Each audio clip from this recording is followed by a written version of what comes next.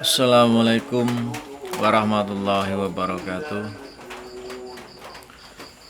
Pada hari ini saya lagi berada di rumah juru kunci makam Syekh Nur Hakim ya.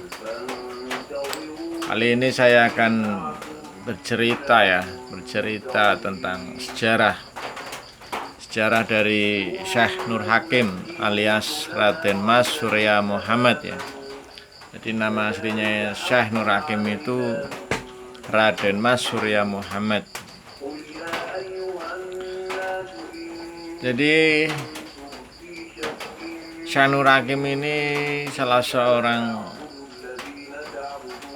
waliullah ya, yang mana beliau itu syiar agama Islam di daerah sini, di daerah Pasir Luhur namanya. Dulu itu namanya Pasir Luhur dan sekarang menjadi Desa Pasir Wetan.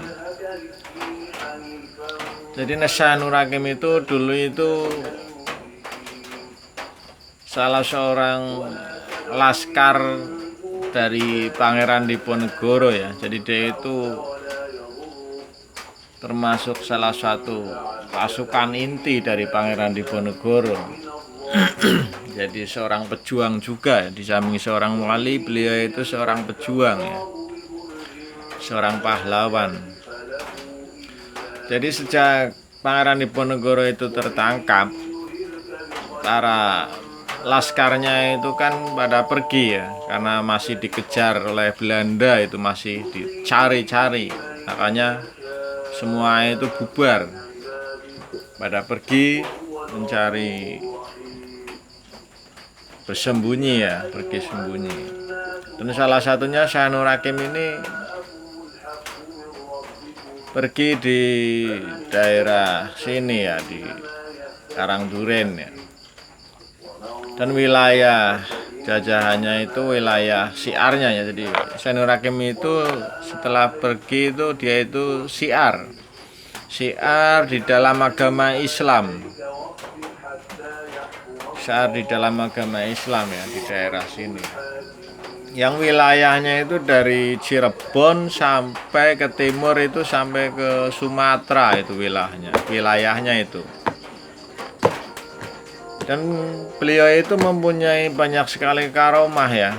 Kita akan membicarakan karomahnya ya, sedikit karomahnya. Salah satunya beliau itu pernah membuat masjid juga, itu membuat masjid di salah satu wilayah itu di Cikakak.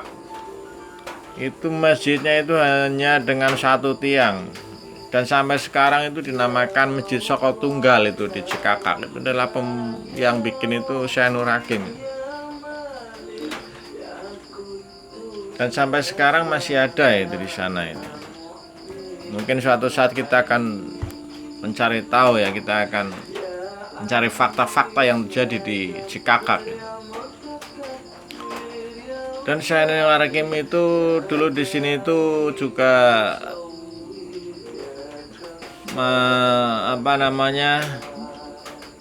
merawat suatu lahan ya. Ini salah satu karomahnya ini.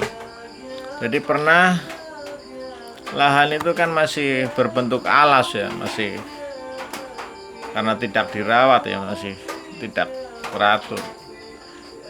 Jadi sama beliau itu lahan itu ditanami padi, diolah lahannya, ditanam padi, dan hanya waktu satu malam setelah dipanen, melewati itu malam, paginya padi itu sudah bisa dipanen. Subhanallah, luar biasa. Hanya satu malam paginya sudah bisa dipanen.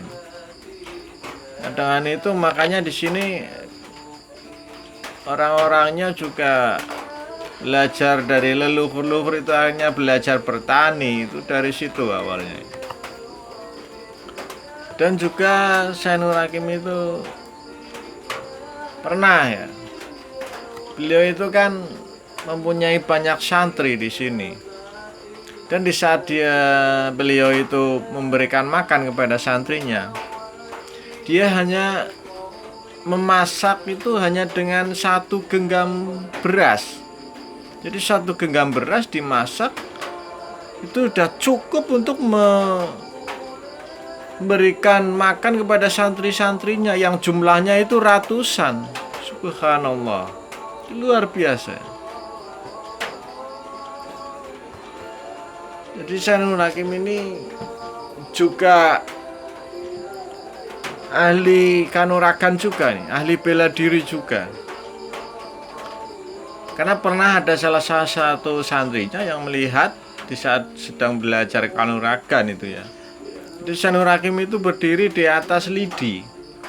Jadi lidi itu ditancapkan di pohon pisang miring, kemudian Zainul Hakim itu berdiri di atasnya. Ahli bela diri juga itu, beliau itu. Dan pernah beliau itu dikeroyok ya, dihadang oleh berandal-berandal waktu itu. Hanya dalam sekejap berandal itu kalah semua. Bahkan ada yang mati. Dan yang mati pun dikuburkan sama Zainul Hakim, dikuburkan. Jadi di sini itu dulu ada suatu kuburan ya, makam sedikit itu hanya untuk mengubur para berandal-berandal itu, ada itu. Dan sekarang sudah menjadi rumah malah itu. Tapi saya tidak akan kasih tahu di mana lokasinya, nanti akan menjadi timbul yang tidak baik ya. Ini hanya sekedar cerita saja. Makanya beliau itu memang sangat disegani di daerah sini. Dan pernah juga dari karomahnya Zainul Hakim ini ya, beliau itu pernah membuat suatu pusaka ya, pusaka keris. Jadi proses pembuatannya itu hanya dipijit dengan tangan. Jadi besi dipanasi. Nah setelah panas besi itu memerah, dipijat dengan tangan. Akhirnya terbentuklah keris. Dan anehnya di dalam finishingnya setelah terbentuk keris itu dimasukkan ke dalam ketiak, kemudian ditarik. Setelah ditarik, keris itu sudah tajam. Subhanallah, luar biasa. Dan makanya di desa sini sekarang itu mayoritas itu banyak yang membuat kerajinan dari besi itu, pandai besi itu. Karena itu warisan leluhur juga, itu warisan dari Zainul Hakim. Karena ada salah satu santrinya yang mewarisi ilmu itu, yaitu namanya Empu Madunus. Empu Madunus itu mewarisi ilmunya, itu dia membuat keris sama seperti itu. Makanya dari Empu Madunus turun lagi sampai ke masyarakat, akhirnya membentuk, kebanyakan mayoritas masyarakat di sini itu membuat kerajinan khususnya di bidang pembuatan senjata ya. Kalau dulu senjata, kalau sekarang ya senjata, tapi senjata sekarang itu buat ngerajang cabai itu ya, ngerajang lombok itu, berambang, pisau aliasnya. Mayoritas seperti itu di sini. Jadi kalau mau pesan pisau bisa datang ini ke Desa Pasir Wetan ini, pisau, golok, arit itu banyak di sini. Jadi sangat luar biasa ya. Dan untuk lingkungan di sini, lingkungan sekitar makam Zainul Hakim ini itu masih aroma mistiknya itu masih sangat kuat. Dan ini salah satu bukti ataupun fakta ya, bahwa di dekat makam Zainul Hakim ini ada salah satu pohon ya. Dan pohon itu pohon yang tidak bisa tumbuh di tempat-tempat umum ya. Dia hanya bisa tumbuh di tempat-tempat tertentu. Dia hanya bisa tumbuh di tempat para wali. Jadi kalau di sini pohon itu tumbuh, berarti di sini adalah termasuk salah satu wali, karena pohon ini tidak sembarangan tumbuh ini. Dan saya tidak akan kasih tahu ini pohon apa. Mungkin para pemirsa akan tahu nanti kalau jika datang ke sini pohon apa. Dan kenapa di sini masih terlalu kuat ya aroma mistiknya ya? Karena sering terjadi juga ini banyak kejadian-kejadian aneh di sekitar sini ya. Mungkin nanti kita akan cari tahu ya, kita akan ungkap fakta-fakta yang sebenarnya ya. Kita akan cari tahu bagaimana kondisi-kondisi di sekitar sini ya. Karena banyak kejadian-kejadian menurut rumor dari masyarakat itu yang tidak masuk di akal ya. Karena pernah juga ini akhir-akhir ini pernah terjadi ini. Sering ada Gojek, ada apa itu masuknya ke makan sini. Pernah juga seorang Gojek yang antar makanan, nggak taunya yang pesen nggak ada. Dan dicari titiknya, dicari-cari, setelah dicari titiknya itu berada di tempat Kasuraga. Kasuraga itu Bandosa. Di situ titiknya. Aneh, takutlah itu ojek. Makanya nanti kita akan cari tahu ya itu fakta atau bukan ya, atau tapi memang kalau saya rasakan aura mistiknya di sini itu masih sangat kuat ya, masih sangat kuat. Bahkan di sini juga ada salah satu tempat yang konon dulu itu tempat itu untuk tempat membuang pusaka-pusaka.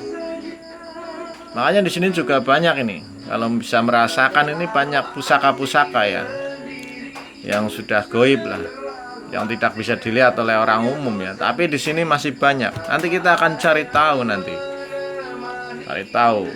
Dan juga para makhluk-makhluk yang berada di sekitar sini ya. Kalau saya melihat itu banyak sekali di sini. Ada pocong, ada kuntilanak, ada anak kecil, ada yang besar, ada yang kecil, banyak di sini, banyak sekali. Nanti kita akan cari tahu ya, mungkin dengan mediator ya, kita akan mencoba menarik salah satu makhluk yang ada di sini, kita masukkan ke mediator, kemudian kita tanyain keberadaannya sejak kapan, di sini ngapain, dan apa yang seharusnya kita lakukan menurut mereka yang tidak suka dan yang disukai itu seperti apa. Nanti kita akan cari tahu dan kita akan beritahukan kepada masyarakat di sini agar tidak terjadi perselisihan ya antara kita sebagai manusia dengan makhluk-makhluk tersebut. Ya mungkin untuk cerita ataupun karomah dan sebagainya dari Zainul Hakim cukup sampai di sini dulu ya. Nanti kita akan cari tahu lebih banyak lagi dengan menggunakan mediator tentunya. Oke, terima kasih kepada pemirsa semua. Cukup sekian dari saya. Wassalamualaikum warahmatullahi wabarakatuh.